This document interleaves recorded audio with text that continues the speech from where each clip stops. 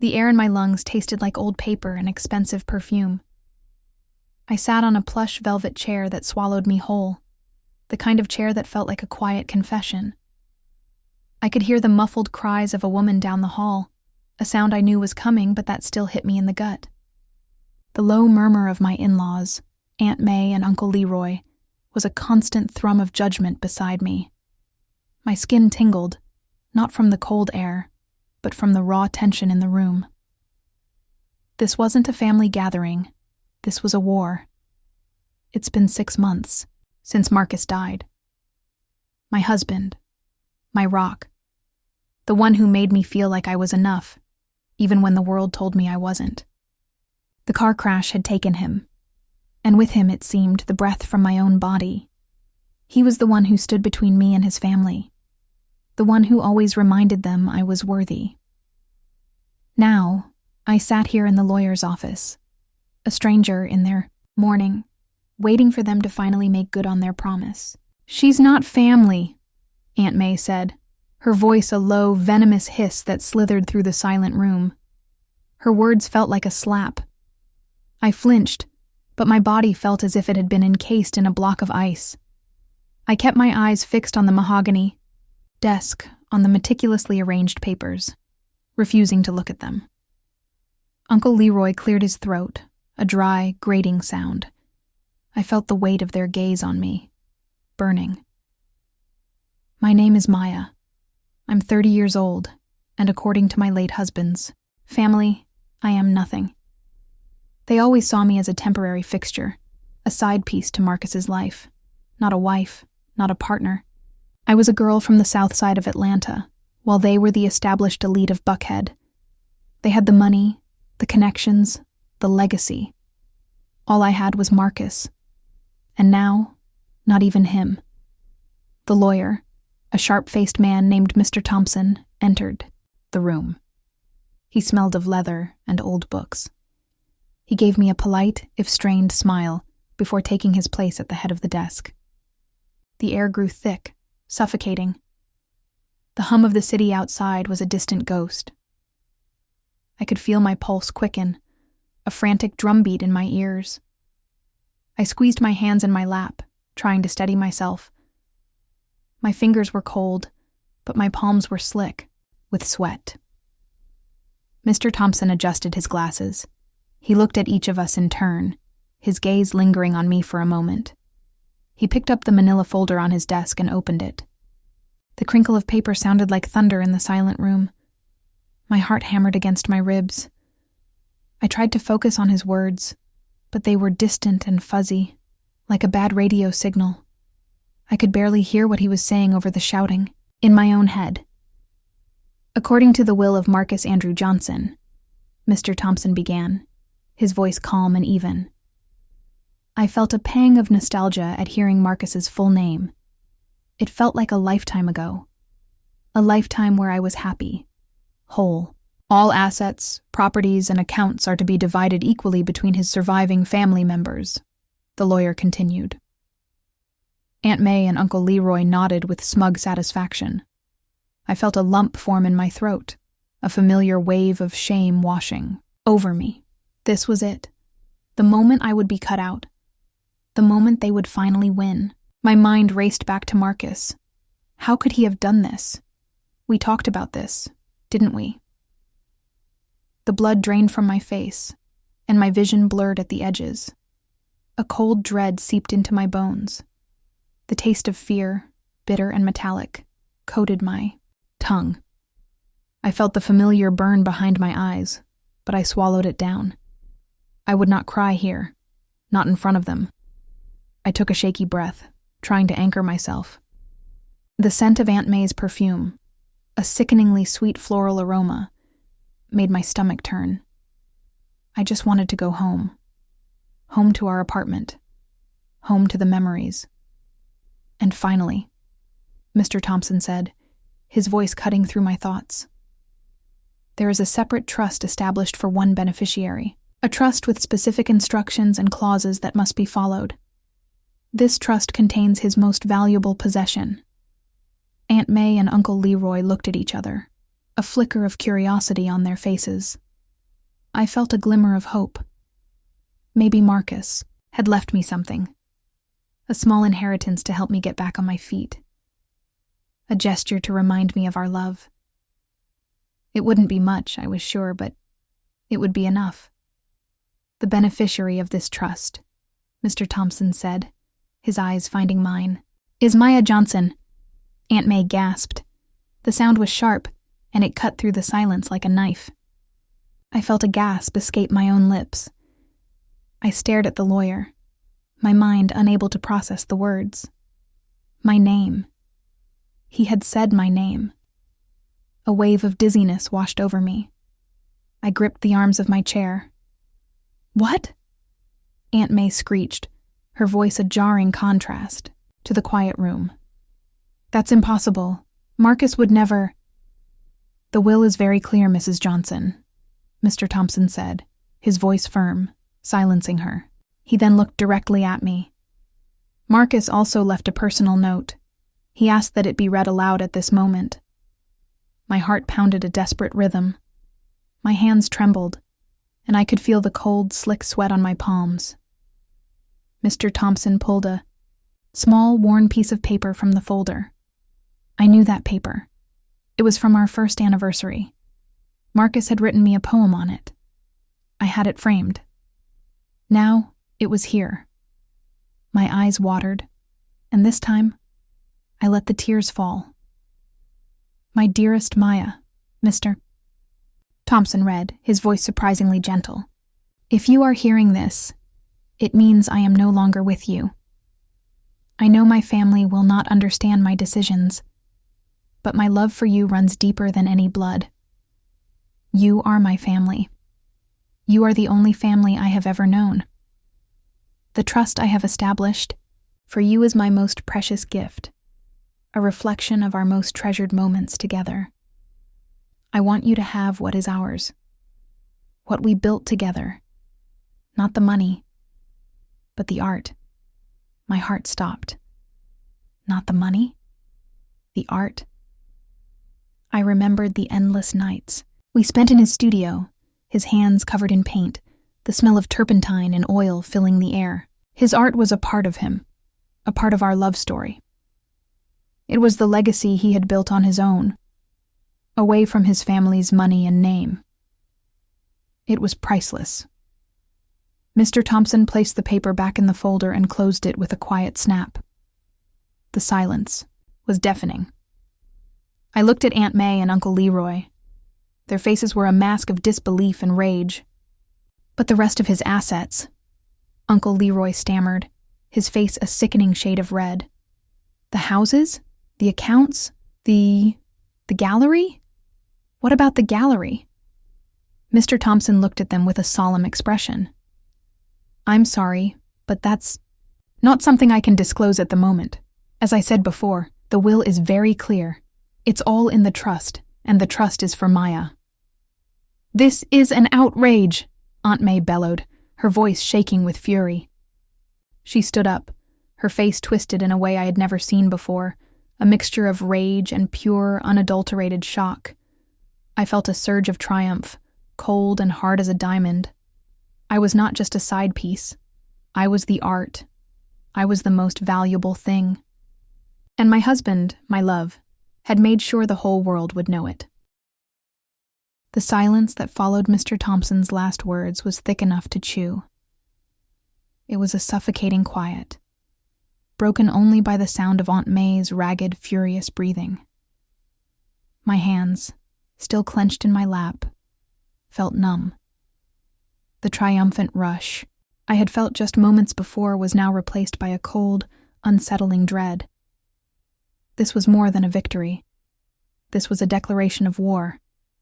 Uncle Leroy, who had been eerily quiet until then, finally spoke. His voice was a low growl, a stark contrast to his usual placid tone. Mr. Thompson, he began, his eyes fixed on the manila folder on the desk. You're telling us that our son, our flesh and blood, left everything to this outsider? That he chose a temporary marriage over the family he was born into? The word outsider hung in the air, a familiar insult. It was a word I had heard countless times over the past 5 years, a constant reminder that I didn't belong. The first time, it stung. Now it felt like a dull, persistent ache. A scar. Mr. Thompson, ever the professional, remained unbothered. He didn't look at them. He looked at me, his expression neutral. The will is legally sound. Marcus was of sound mind when he signed it. There is nothing to contest. The finality. In his tone was a cold shower. Aunt May's face crumpled. She started to sob, a theatrical, heaving cry that was more for show than for actual grief. It was an act I had seen countless times at family functions, a tool she used to manipulate situations to her advantage. But this time, it felt different. Beneath the performance, there was a raw, genuine shock. They had not anticipated this. They had not prepared for me to be anything more than a footnote in Marcus's life. I watched her, a knot of conflicting emotions twisting in my stomach. A part of me, the part that had endured 5 years of their thinly veiled contempt, wanted to relish this moment, to see the shock on their faces, to know that Marcus had seen me, truly seen me, and had valued me above all else. But another part of me, a part that was still grieving and fragile, just wanted this to be over. I wanted to leave this suffocating room to escape the sight of their shattered entitlement. Mr. Thompson stood up, signaling the end of the meeting. I will contact you both with the details of the distribution of the remaining assets. As for the trust, the specifics are confidential. The only person with access is Maya. My name felt foreign on his lips, a name that now carried a weight I hadn't asked for. The weight of Marcus's legacy, the weight of a family's rage. I stood up slowly, my legs feeling wobbly beneath me. Aunt May and Uncle Leroy didn't say a word. They just stared at me, their eyes filled with a simmering hatred. The look was more terrifying than any scream. I felt my skin crawl. The smell of Aunt May's perfume, once just an annoyance, now smelled like betrayal. It clung to the air, cloying and heavy. I followed Mr. Thompson out of the room. The cold air of the hallway felt like a balm on my skin. He walked me to the elevator, his steps quick and purposeful. "I'm so sorry you had to go through that, Ms. Johnson," he said, his voice softer now. "They can be difficult." I gave him a weak smile. "I'm used to it." He didn't respond. He just nodded, his face etched with a kind of pity I couldn't stand. "I will send you the details about the trust this afternoon. There are some unique requirements, Marcus included, that you'll need to know. It's a very specific process." The elevator doors opened, a gentle chime sounding the arrival of a new, terrifying chapter.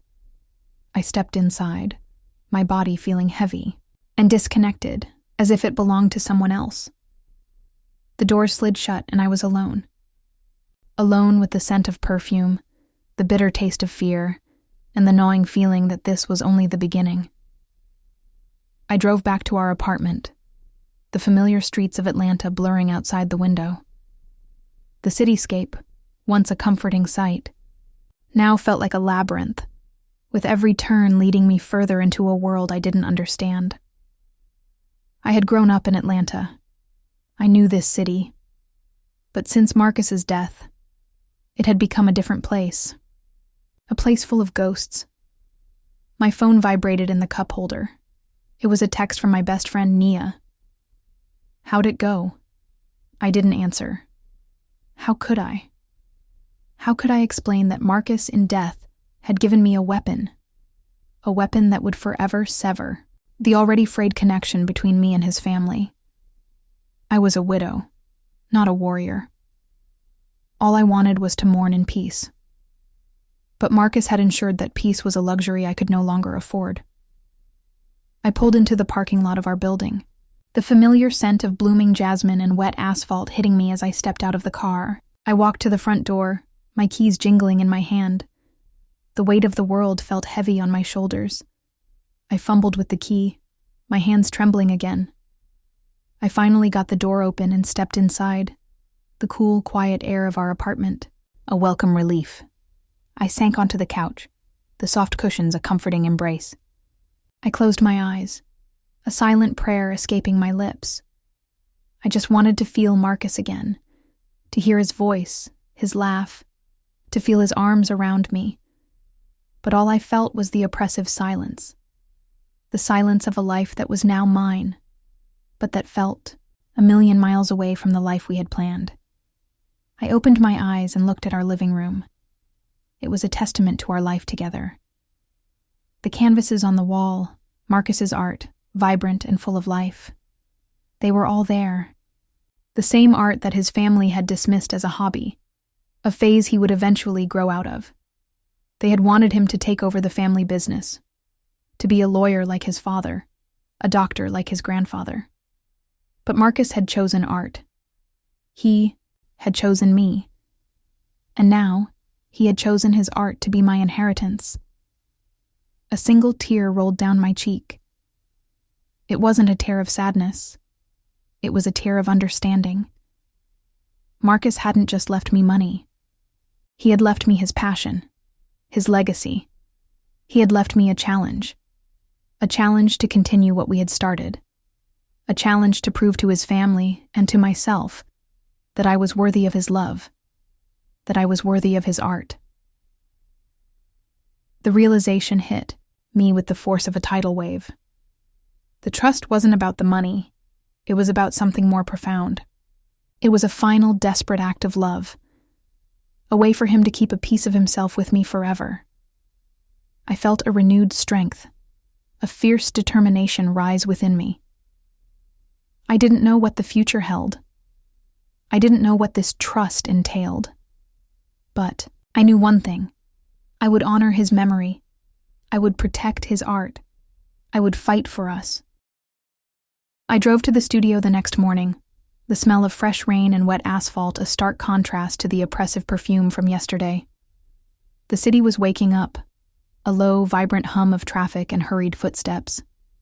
I found myself in the old warehouse district, a place Marcus loved. He'd found an old, abandoned factory and transformed it into a masterpiece of light and space. The address Mr. Thompson had given me was for a building with a large metal door, a faded mural of a jazz musician painted on its side. It looked like a ghost from a different era. My hands trembled as I fumbled with the key.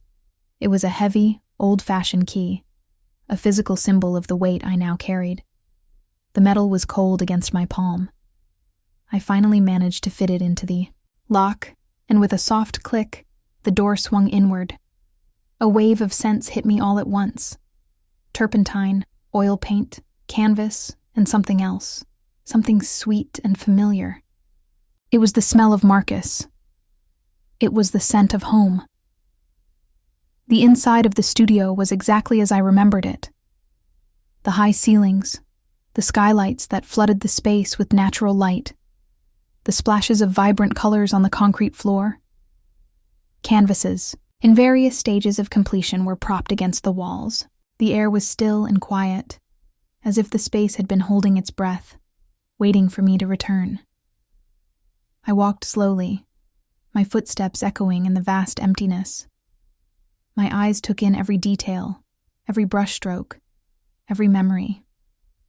I ran my hand over a large canvas, a portrait of a woman with her back to the viewer, looking out at a stormy sea. I remembered the night Marcus started it. He'd been quiet and contemplative, and when I'd asked him what he was painting, he'd just smiled and said, "Us." Now, I saw it. The woman wasn't just a woman. She was a fighter. She was me. I noticed a small wooden crate in the corner. It was unmarked and covered in dust. A strange sense of foreboding washed over me. I walked over and knelt down, running my hand over the splintered wood. It felt rough and old. I lifted the lid, and the contents of the crate made my breath catch in my throat. Inside there was a small, tattered leather-bound notebook and a single pristine white glove. The glove was the kind worn by art restorers and conservators, the kind that protects a priceless piece of art from the oil on human skin. I picked it up, my fingers trembling. The soft cotton felt cool and delicate. I felt a surge of unease. What was this? I opened the notebook, and a gasp escaped my lips. The first page was a drawing of a woman, a beautiful black woman with a crown of braids, a serene, sad look in her eyes. It was my mother. The same mother that Marcus had met only once, at our wedding. But the drawing was so detailed, so filled with a kind of quiet despair, that it felt like he had known her forever. Below the drawing, in Marcus's familiar, flowing handwriting, was a single sentence. "You are the keeper of the lost memories." My heart hammered against my ribs. My mother had died when I was just a child, and all I had of her were fragmented, blurry memories. The truth was, she had left my father and me a long time ago, and her memory was a source of pain and shame for my family. No one ever talked about her. She was a ghost. But here, in this notebook, she was real. I looked at the drawing, and I felt a connection, a kind of recognition, that I hadn't felt in a lifetime. I flipped through the pages. Each page was a new drawing, a new portrait. A woman with a scar on her cheek, a man with a crooked smile, a child with an old soul in her eyes. Each one was a portrait of someone from my family, someone from my past. There was my grandfather, a quiet, stoic man who had worked the land his entire life. My grandmother, her face etched with the lines of 100 forgotten stories.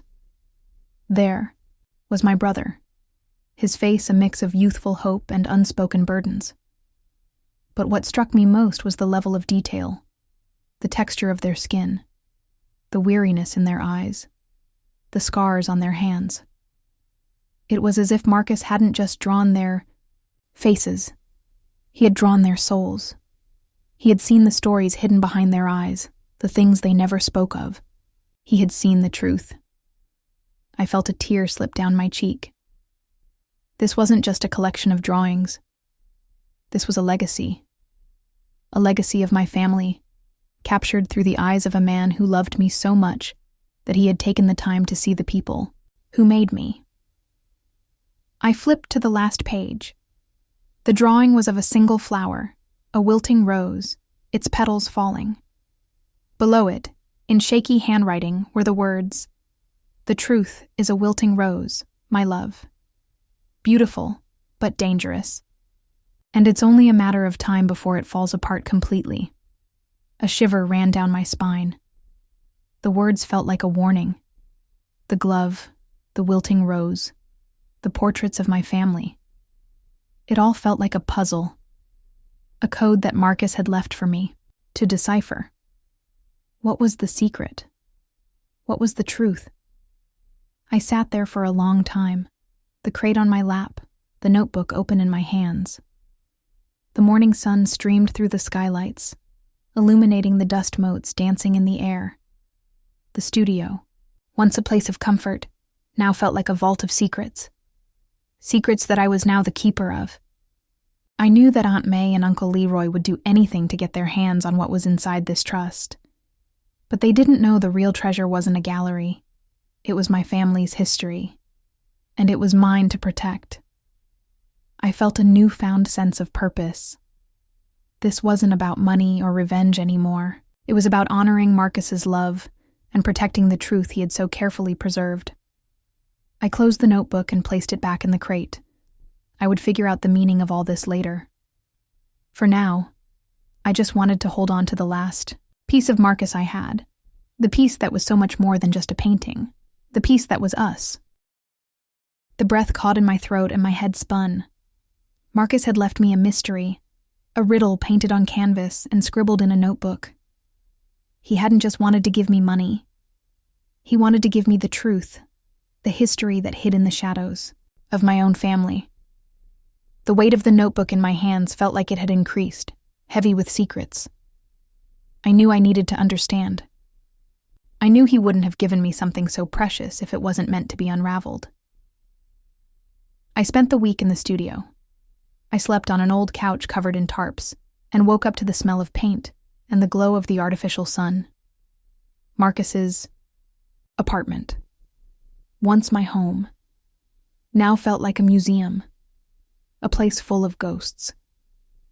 But the studio, with its unfinished canvases and its smell of life, was a time capsule, a place where he still felt real. It was there that I spent my days and nights, immersed in the portraits he had left. Each one was a puzzle. I studied the faces, the hands, the details of the clothes. I tried to remember all the stories my grandmother told me, the legends of our family that were lost to time. The woman with a scar on her face, the man with a crooked smile. The people he had drawn were a part of my lineage, people I only knew, from dusty photos and whispered stories. I focused on the first woman in the notebook, my mother. Marcus had drawn her with an ethereal beauty, but with a deep sadness in her eyes. A sadness I had never noticed in any of the photos my father left. Me. I remembered a story my grandmother told me once, during a night of insomnia. She spoke of the curse of the seed, a legend that said the women in our family were destined to be artists, but that their talents would be the cause of their own destruction. At the time, I laughed. Now, the tale seemed less a legend and more a prophecy. My mother was a talented painter, and her art, according to the legends, had driven her away. But what did Marcus know about her that I didn't? The first mystery was revealed on the back of one of the canvases. The canvas was unfinished. It was a painting of a simple house with a large porch and a flowering garden. On the back, Marcus had written, "The garden of the house, the garden of the seed." I had never seen that house, but the smell of the earth and the flowers seemed almost tangible. In the drawing, there was a strange detail, a wooden panel with a small lock. What was that? I knew I had to find out. I remembered one of the few photos of my mother that my father kept, hidden in a shoebox. In the photo, she was standing in front of a house. The house was exactly the same as in the painting. My heart beat faster. Marcus knew where she lived. Or at least, knew where she lived. The next drawing in the notebook was of my grandfather, with his tired smile and wrinkled skin. On the back of the drawing was the address. It was the house where he had grown up, in Atlanta, in the historic West End neighborhood. And the key? He had drawn a key, small and rusty. I knew I had to go there. The paranoia began to set in. The sounds of the studio, once familiar, now seemed threatening. The creak of the floorboards upstairs, the howl of the wind in the windows. I remembered the headache I had in the lawyer's office, the metallic taste in my mouth. It was the same sensation I felt when I looked at my grandfather's drawing, the pain of revelation, the feeling that the truth was right there, but I couldn't reach it. I needed help. I knew I couldn't do this alone. I called Nia, the only person I trusted. I told her everything, about the will, about the studio, about the notebook and the paintings. Her voice was full of concern, but also a curiosity that I didn't have. I knew she was scared for me. The world of Marcus's family was a world of sharks, and I was just a small, frightened fish. "You can't go there alone, Maya," she said. "It's dangerous. You don't know what you're looking for." "I know," I said, my voice trembling. "But I feel like I have to. It's the only thing I have left of him." She sighed. "All right. I'll go with you. But promise me you won't do anything stupid." We went to the West End that afternoon. My grandfather's house was small, and it was deserted. It looked like it had been abandoned for years. The windows were boarded up, and the garden, which Marcus had painted with vibrant flowers, was dead, covered in weeds. The sadness was palpable. I felt like I was desecrating a tomb. Nia gave me a tight hug. "Let's go in." We have to be quick. Looked at the wooden panel that Marcus had drawn, and there it was, exactly as in the painting, with the rusty lock hidden under a layer of moss and dirt. I tried to open it, but the lock was stuck. "We need a key," I said, desperation taking over. Naya gave me a small key, the same one Marcus had drawn. It had a small ebony amulet with a drawing of a bird. It was the same bird my grandfather had tattooed on his arm. I looked at Nia, stunned. "Where did you get that?" She smiled, a sad smile. "Marcus gave it to me. He told me to give it to you when the time was right." I inserted the key into the lock. It turned. A click. The panel opened, revealing a dark space. Inside, there was an old leather suitcase with a smell of mold and of the past. I looked at Nia, tears streaming down my face. She just nodded, and I opened the suitcase. Inside, there was no money or jewelry.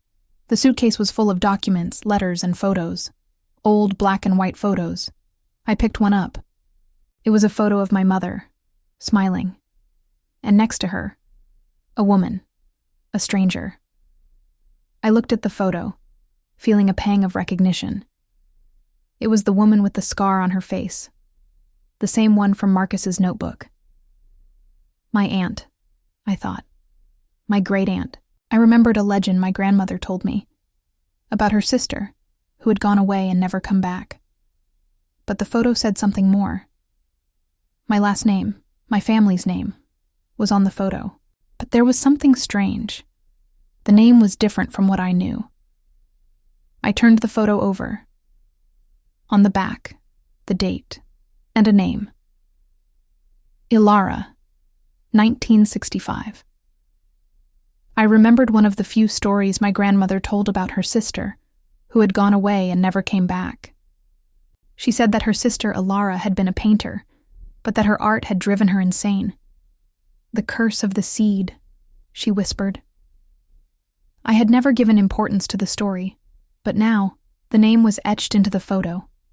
Ilara. I felt a shiver. The curse. What did Marcus know about it? He had left me a trail of breadcrumbs, a trail of clues to a truth I wasn't ready to face. My mother wasn't the only artist in the family. And somehow, all of them had disappeared. What had taken them? The art, or something more sinister? I stared at the name on the back of the photo. Ilara.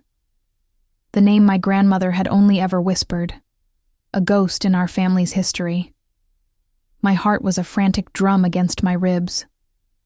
I turned the photo over, and the image of my mother and Ilara, smiling, their arms linked, felt like a scene from a movie I had never seen before. A memory I didn't own. The truth was starting to unravel, a thin, fragile thread that threatened to break at any moment. "What curse, Maya?" Nia asked, her voice a low, nervous whisper. I shook my head, my mind racing. The curse of the seed. The artists in our family. My mother. And now Ilara. A chill ran down my spine.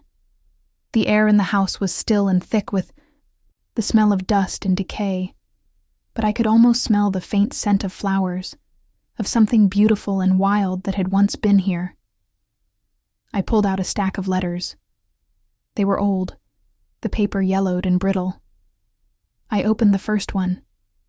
It was a letter from my mother to Ilara, dated a few months before she died.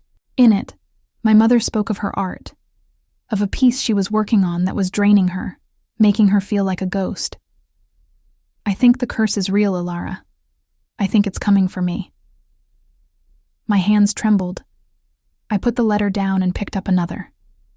This one was from Ilara to my mother, written a few weeks before my mother's death. The handwriting was shaky and frantic. "You have to stop, Maeve. The garden is a trap. I thought I was free, but I'm not. Don't let it take you too." I dropped the letters, the sound of the paper hitting the wooden floor a loud slap in the silent house. My skin was crawling. This wasn't just a legend. This was real. My mother hadn't just disappeared. She had been taken by something called the garden. The same garden Marcus had painted. I looked at the canvas again, the one with the garden. It was a beautiful, idyllic place, full of life. But now, all I could see was the hidden keyhole, the panel, a sinister secret hiding in plain sight. It wasn't a place of beauty. It was a trap. Nia picked up a small folded piece of paper from the suitcase. "Maya," she said, her voice barely above a whisper. "Look at this." I took the paper from her. It was a drawing, a quick sketch. It was a key, but it wasn't the key to the panel. It was a different key, more intricate, with a strange symbol etched into the top. Below the key, there was an address, a familiar address, the address of Marcus's studio. My heart pounded a desperate rhythm. The keyhole in the drawing of the garden, the intricate key, the studio. It all connected. There was another secret, another puzzle to solve. "What do we do?" Nia asked, her voice shaky. "We go back to the studio," I said, my voice filled with a new determination. We find what Marcus was hiding. The ride back to the studio was a blur. The city lights, the rush of traffic, the distant sirens. It all faded into a backdrop. My mind was focused on one thing: the studio. I felt a mix of fear and adrenaline coursing through my veins. Fear of what I would find, and a fierce burning need to know the truth. The truth about my mother, about Alara, about the curse of the seed. We arrived at the studio, the air now heavy with a cool night fog. The large metal door stood before us like a sentinel guarding a dark secret. I fumbled with the key, my hands trembling. This time, the tremor wasn't from fear, but from anticipation. I pushed the door open, and the familiar scent of paint and turpentine washed over me. The studio was dark, the only light coming from the single street lamp outside, casting long, distorted shadows on the floor. I walked to the large canvas of the garden. The painting seemed to hum with a strange, dark energy. I ran my hand over the canvas, feeling the texture of the paint, the roughness of the brushstrokes. I looked for the keyhole, but there was nothing. The painting was flat. My heart sank. Had I imagined it? Had the emotional toll of the day finally broken me? "What are you looking for?" Nia asked, her voice a low whisper. "The keyhole," I said, my voice defeated. "The one Marcus drew." Nia shook her head. "There's nothing there, Maya. Maybe you misunderstood." I stepped back, my eyes fixed on the canvas. I felt a surge of frustration, a burning anger. Marcus wouldn't have done this. He wouldn't have led me on a wild goose chase. He would have left me a clue, a way to find the truth. I closed my eyes and took a deep, shaky breath, trying to calm myself. I tried to think like Marcus. What would he do? I opened my eyes and looked at the painting again. It wasn't just a painting of a garden. It was a map. My eyes traced the lines of the flowers, the curves of the path, the shadows cast by the trees. And then I saw it. The same intricate symbol from the drawing of the key, hidden in the brush strokes, woven into the texture of the leaves. It wasn't a keyhole. It was a clue to another location. I turned to the wall, my eyes scanning the other canvases. My grandfather's portrait, my brother's, my mother's. They were all there, a silent chorus of faces filled with untold stories. I looked at the painting of my mother. She was standing in front of a window, a book in her hands. The book was closed, but the cover had a strange, intricate pattern, a pattern I had seen before. I ran to my car, my heart pounding. I pulled out my phone and called my father. He hadn't spoken to me since Marcus died. He blamed me for his death, for the way our lives had fallen apart. But I knew he would have answers. I had to know. He answered on the third ring, his voice gruff and cold. Maya, what do you want? Dad, I need to know about Mom's paintings, I said, my voice trembling. Did she have a specific pattern she used? There was a long silence on the other end of the line. I could hear his shaky breathing. Why are you asking me this, Maya? He asked, his voice now a low, pained whisper. What have you found? I think Marcus found something, I said. Something about her art. There was a curse, Dad. The curse of the seed.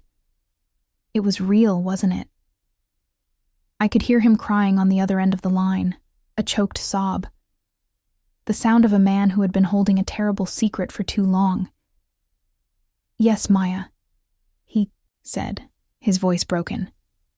It was real. She sold her art to the wrong people, the collectors. They promised her fame, but they only wanted to own her art. To own her. He told me about a collectors club, a secret society of wealthy art connoisseurs who were obsessed with a specific kind of art, a kind of art that was created by artists from a very specific bloodline, our bloodline. And the symbol on the book, cover, the one on my mother's portrait, was their symbol, the symbol of the collectors, the very people who had taken my mother, and who, I now realized, were the same people who had taken Alara. I felt a cold, hard knot form in the pit of my stomach. The collectors. I looked at the painting of my grandfather. I remembered his tired eyes. He wasn't just a man who had worked the land. He was a man who had lived in fear. Fear of the collectors. Fear of losing the women he loved to their hunger for art. I felt a wave of nausea. The entire time I had thought the curse was a metaphor, a family legend about a creative streak, but it was real. And it was a threat. Dad, I said, my voice shaking. Are they still around? The collectors? There was a pause. They're always around, Maya. And they don't give up. They don't just want the art. They want the artist. They've been watching you for years. Since you two started dating. I tried to warn him, but he wouldn't listen. I dropped the phone. The sound of the plastic hitting the asphalt was loud and sharp. My mind was a whirlwind of images.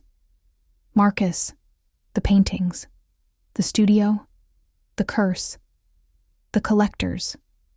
It all came together, a terrifying and beautiful mosaic of secrets. Marcus hadn't left me a trust to protect his art. He had left me a trust to protect myself, to protect me from the same people who had taken my mother. He had known all along. He had known they were coming for me. The phone fell from my numb fingers, clattering on the asphalt. Its screen went black, a small, dark void. My father's words echoed in my ears, a horrifying symphony of a past I never knew, and a present I couldn't comprehend. They've been watching you for years. The phrase was a poison, seeping into every thought, every memory. Every time I had felt an inexplicable shiver, every time a car had seemed to linger too long on our street, every subtle glance I had dismissed as paranoia, it all came rushing back, a flood of terrifying clarity. Nia was beside me, her hand on my shoulder, her touch a small anchor in the storm. Maya, what is it? What did he say? I couldn't speak. My throat was a desert. My mind was a whirlwind of images. The faces in Marcus's notebook, the wilting rose, the curse, and now the collectors. I looked at the dark canvas of my grandfather's portrait, and I saw a new story, a new kind of pain. His tired eyes weren't from a life of hard work. They were from a life of fear, a life spent hiding. The curse, I finally managed to whisper, my voice cracking. It's not a curse. It's them. A group of collectors. They find artists in our family line and they take them. The words felt like a betrayal to the memory of my mother and Alara, as if I were diminishing their struggle. But I knew, in the pit of my stomach, that it was the truth. Naya's face went pale. Take them? What does that mean? My father said they want to own the art and the artist. He said they've been watching me since Marcus and I started dating. The thought was a sickening, brutal blow. I dropped to my knees, the cold, gritty asphalt biting into my skin. The scent of asphalt and rain filled my nostrils, a familiar and now deeply unsettling odor. The sound of distant sirens seemed to get louder, a wail of warning in the silent night.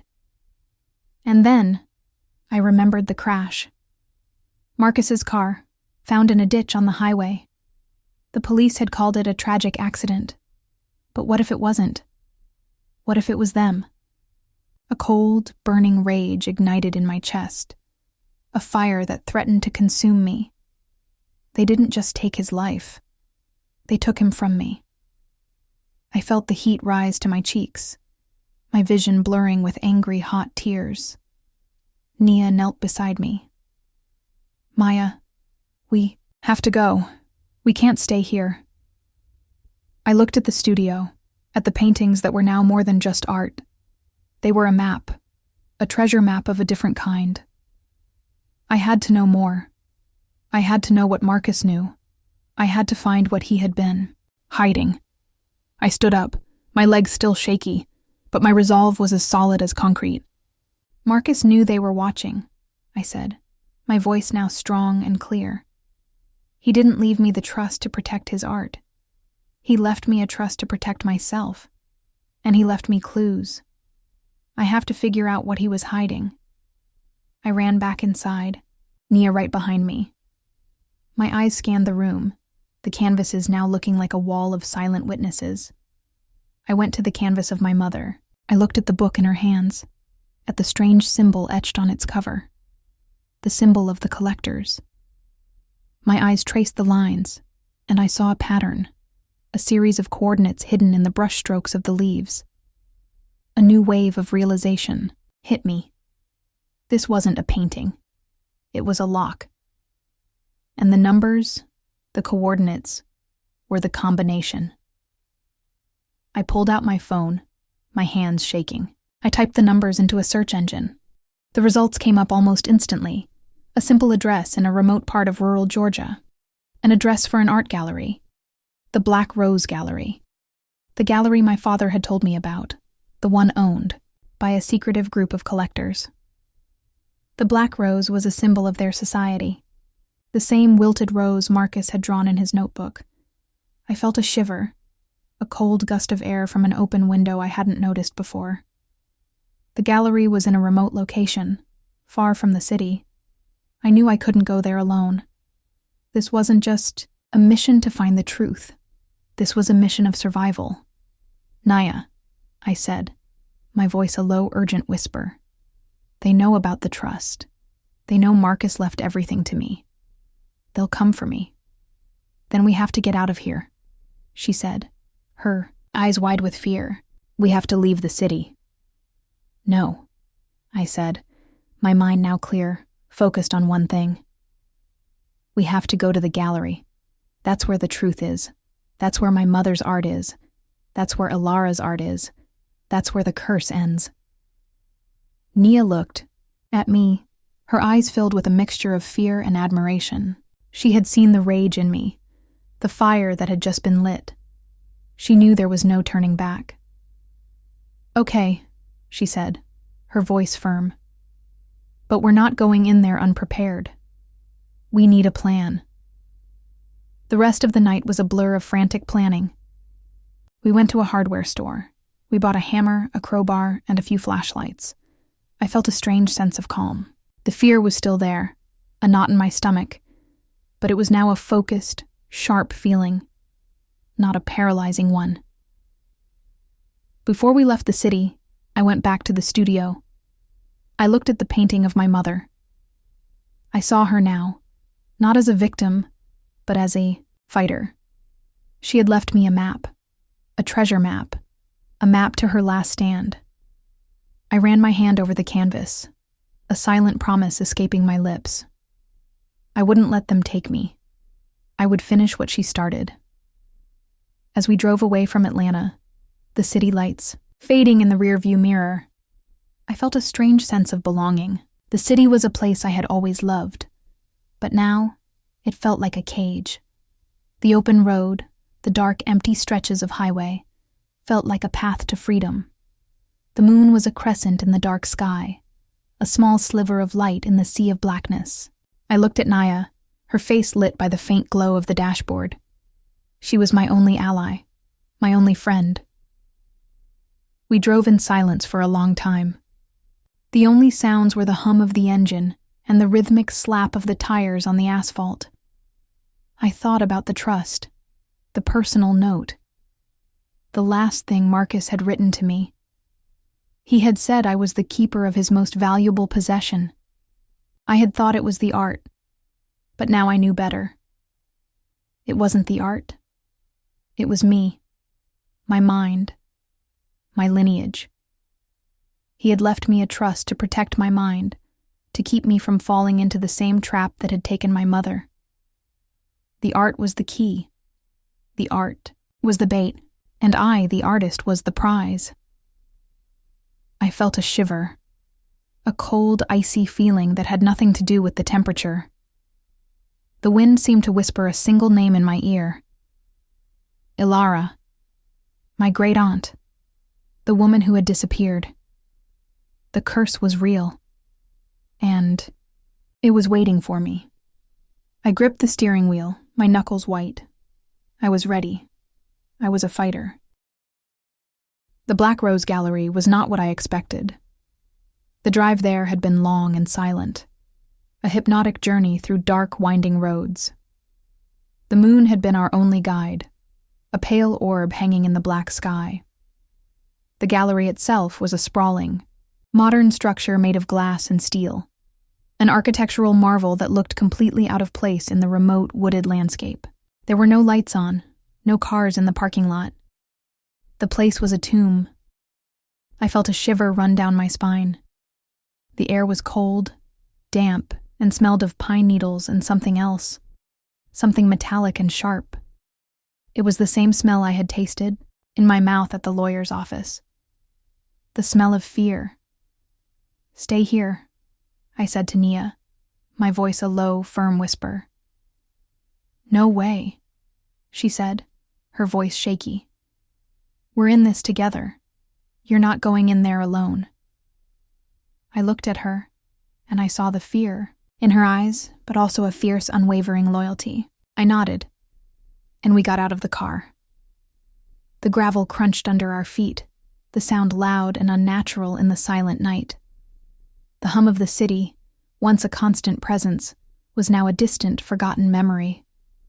We crept toward the building, the beam of our flashlights cutting through the darkness. The glass walls of the gallery reflected our distorted figures, two shadowy ghosts approaching a modern mausoleum.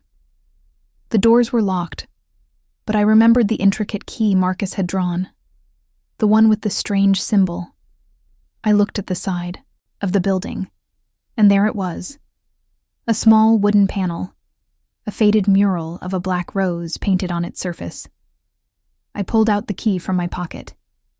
It was cold against my fingers. I put it in the lock, and with a soft click, the panel swung open, revealing a keyhole.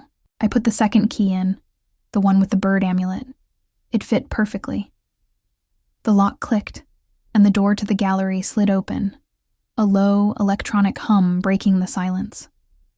A wave of cold, sterile air washed over me, and I shivered. The inside of the gallery was massive. The high ceilings, the polished concrete floor, the stark white walls.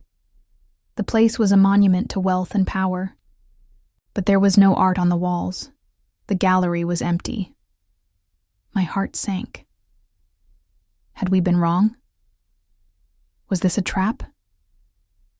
"Look," Nia whispered, pointing a trembling finger at the center of the room.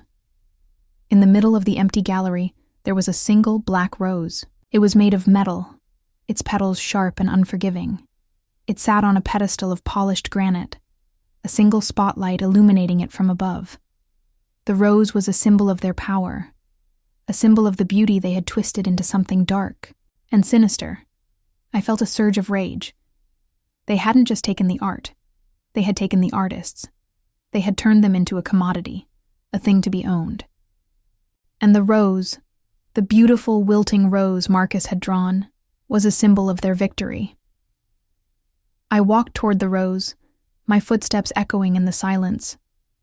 The scent of pine and metal was strong here, and I felt a wave of nausea. I ran my hand over the pedestal. The granite was cold and smooth. I looked at the black rose, and I felt a powerful, gut-wrenching grief. I had come all this way. I had risked everything. And for what? An empty gallery. A cruel joke. Suddenly, a low, mechanical hum filled the air. The floor began to shift. A section of the concrete near the black rose descended, revealing a hidden staircase, a long, dark tunnel that led into the earth. I looked at Nia, my eyes wide with a mixture of fear and wonder. "A secret passage," she whispered, her voice barely audible. I knew, in the pit of my stomach, that this was the end of the road. This was where the truth was hidden. This was where I would find the answers. And I knew, with a certainty that was both terrifying and comforting, that I was not alone. The ghosts of my mother and Alara were with me. They were guiding me, leading me to a final confrontation. I looked at Nia. "You don't have to come with me," I said, my voice thick with emotion. She looked at me, a silent promise in her eyes. "I'm not leaving you." We descended into the darkness, the cold, stale air of the tunnel wrapping around us like a shroud. The only sounds were the soft hum of the machinery and the rhythmic pounding of my heart. The beam of my flashlight danced on, the walls revealing a different reality. The walls were not made of concrete, but of earth and stone, and they were covered in a series of strange symbols, each one a cryptic message, a warning. My skin crawled. I felt a sense of dread, a feeling of being in a place where I didn't belong. The tunnel felt like a grave of lost artists, of lost dreams, of lost lives. I felt a sudden, powerful pain in my temples, the same pain I had felt in the lawyer's office. The taste of metal in my mouth, the raw, visceral taste of fear. I stopped. "I can't," I said, my voice shaking. "I can't do this." Naya put a hand on my arm. "Yes, you can. You're strong, Maya. You're the strongest person I know. You're the key. You're the one who can break the curse." I looked at her, and I saw the love in her eyes. I took a deep breath, and I continued walking. The air was getting colder, the smell of metal stronger. I could hear a sound now, a soft, rhythmic scratching. It was the sound of a pen on paper, the sound of a brush on a canvas, the sound of an artist at work. We reached the end of the tunnel. There was a large metal door, a single glowing light illuminating a small peephole. I peered through. What I saw made my blood run cold. The room was not a cell. It was a studio, a mirror image of the one Marcus had in Atlanta. The same easels, the same paint-splattered floor, the same half-finished canvases. And in the center of the room, a woman, her back to me, her hands covered in paint, her body frail and thin. She was drawing a wilting rose. I knew in that moment who she was, the lost artist, the one who had disappeared, the one who had warned my mother. It was Alara. She was still alive, and she wasn't a prisoner. She was a ghost living in the shadow of a life she couldn't leave behind. I felt a wave of conflicting emotions wash over me. Relief that she wasn't a prisoner, and a deep, gut-wrenching sadness that her life had been reduced to this. She hadn't been taken by the collectors. She had run from them. She had hidden herself away, living in a self-imposed prison, a life of reclusion to protect her art and her sanity. I peered through the peephole, and I saw her face.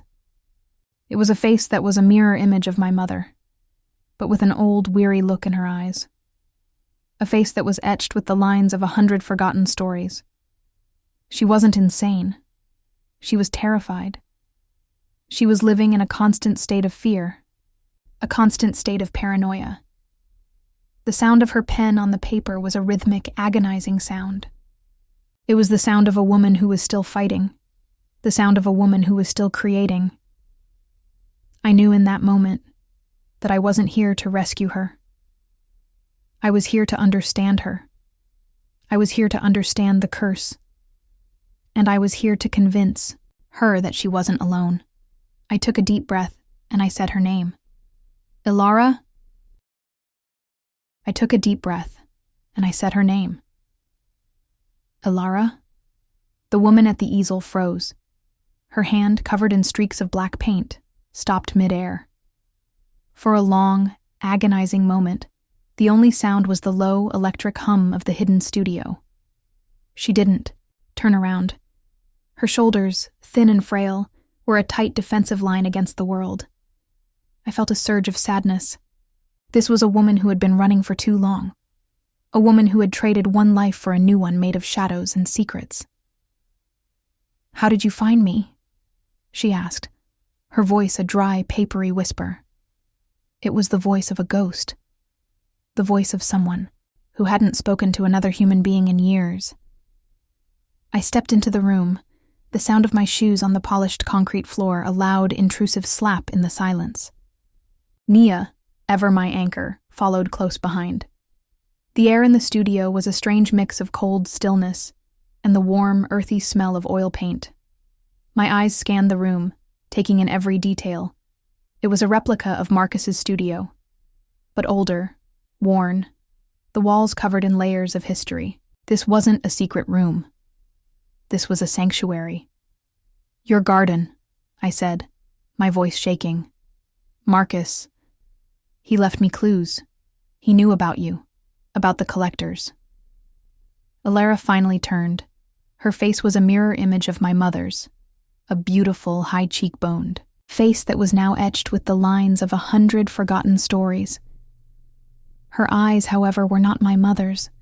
They were filled with a raw, panicked fear, the fear of a hunted animal. She looked at me, then at Nia, and a flicker of something passed through her eyes, not recognition but suspicion. "Who are you?" she asked, her voice stronger now, more demanding. "How do you know my name? Who is this Marcus?" My heart sank. She didn't know. She didn't know who I was, or that she was a part of a legacy that had been passed down through generations. The pain of the last few days, the grief, the rage, it all came bubbling to the surface. She was the last piece of the puzzle and she was a stranger. "I'm Maya," I said, my voice thick with emotion. "I'm Maeve's daughter, your niece." The name hung in the air, a silent bomb. Ilara's eyes widened, a horrifying mix of disbelief and dawning horror. Her body swayed slightly, as if the ground had shifted beneath her. She backed away from me, her hands fumbling for a canvas behind her, her body a tight, coiled spring of fear. "You're a lie," she said, her voice a low, guttural growl. "You can't be. Maeve is dead. The curse took her." "No," I said, a tear rolling down my cheek. "She didn't die. She ran. She left me. But she didn't die. Marcus knew her. He knew about the curse. He found your old letters." I held up the leather-bound notebook, her eyes fixed on it, a terrified and desperate hunger in her gaze. She knew that notebook. She knew what was in it. She knew the secrets it held. "Give it to me," she said, her voice now a plea. "Please, it's not safe. They'll come for you." "Who?" I asked, my voice rising. "Who are they? The collectors. Who are they?" Alara shook her head, her eyes darting around the room, as if she expected them to appear at any moment. The paranoia was palpable. A thick, suffocating blanket that filled the air.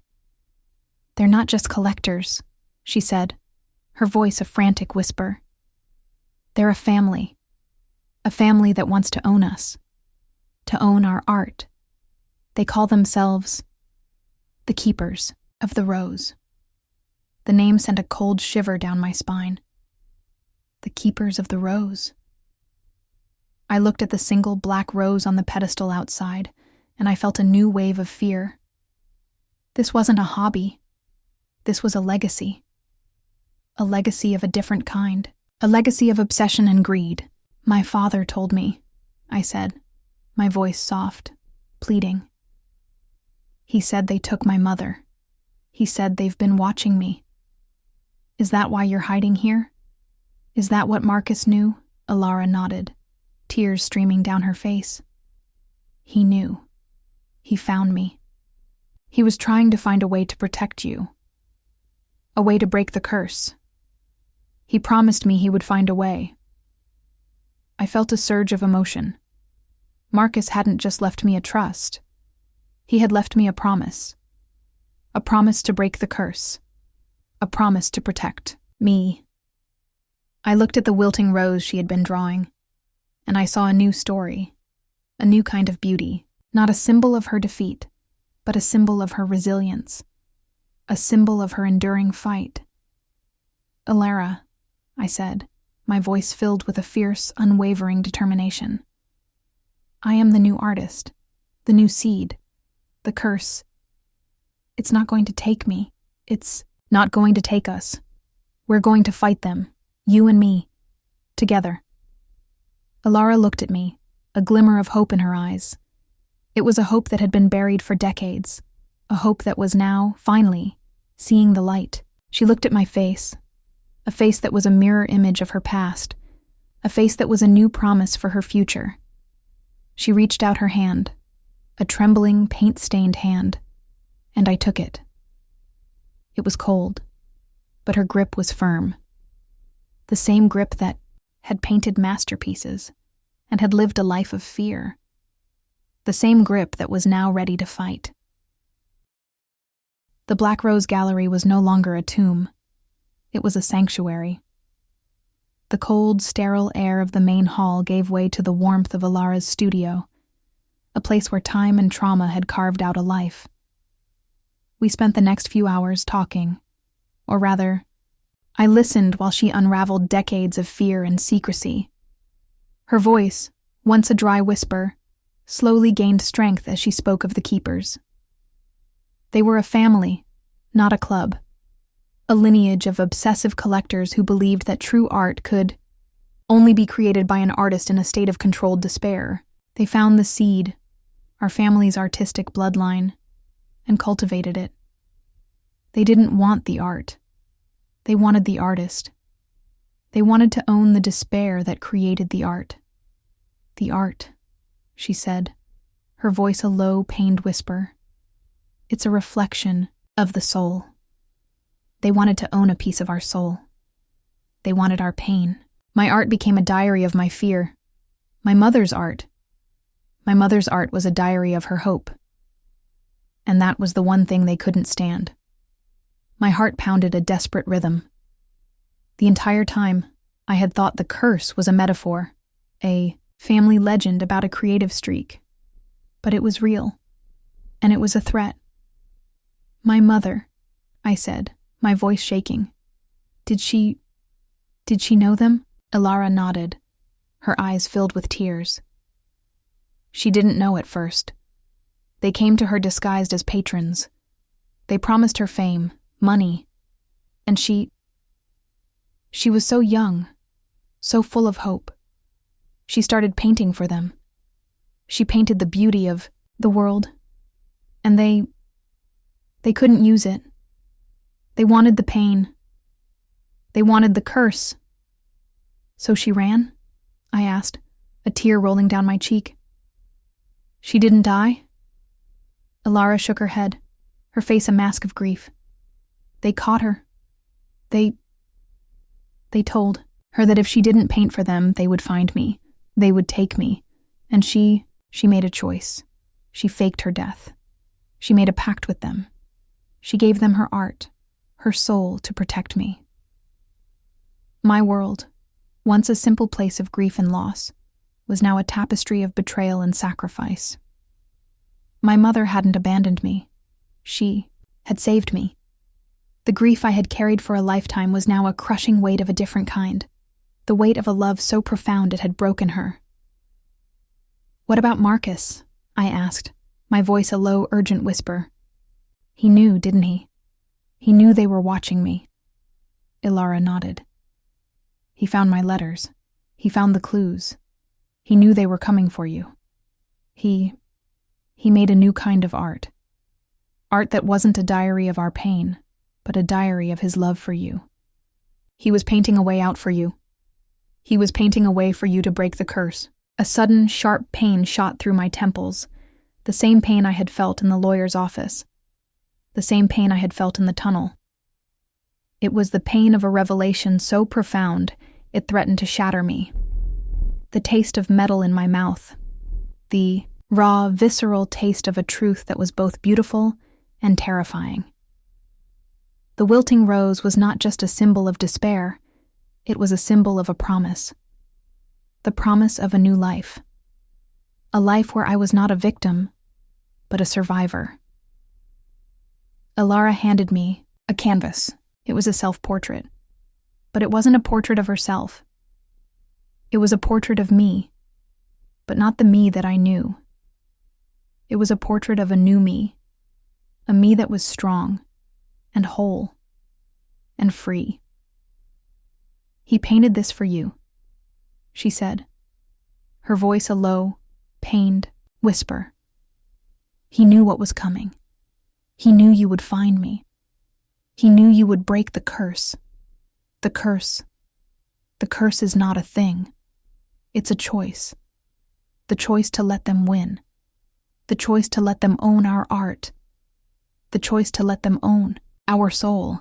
I looked at the canvas. The me in the portrait was not a victim. She was a fighter. Her eyes were not filled with fear, but with a fierce, unwavering determination. I felt a surge of strength, a powerful, unwavering sense of purpose. I wasn't going to let them win. I wasn't going to let them take my art. I wasn't going to let them own my soul. I took the canvas and I looked at Ilara, and I saw a new story, a new kind of beauty, a story of a woman who had been running for a lifetime, and who had finally found a home. A home in me. A home in the knowledge that she wasn't alone. I took her hand. It was cold, but her grip was firm. The same grip that had painted masterpieces and had lived a life of fear. The same grip that was now ready to fight. The next morning, we left the gallery. The sun was rising, casting a warm, golden light over the trees, a light that felt like a new beginning. The air was fresh and clean, a stark contrast to the stale, fear-filled air of the night before. Ilara was with us, a ghost from my past who was now a living, breathing part of my future. She was frail, but her eyes held a new light, a new hope. She was no longer running. She was finally living. We drove back to Atlanta, the city lights shimmering in the distance. The city that had once felt like a cage was now a home. A place where I had found my family. A place where I had found my voice. The curse was not gone. The keepers of the rose were still out there, but I was not afraid. I was no longer just Maya, the widow. I was Maya, the artist. I was the new seed. And I was going to fight. I looked at the canvas Marcus had painted for me. I saw my face, my eyes, A face that was both me and a new me. A face that was ready to take on the world. I held the canvas, and I felt a new kind of strength. A strength that came not from a curse, but from a promise. The promise of a life lived for art. A life lived for love. A life lived for me. My heart was no longer filled with grief.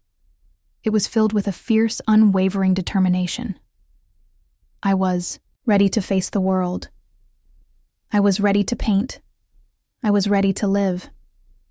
And I was going to do it for Marcus, and for Ilara, and for my mother, and for myself. The end.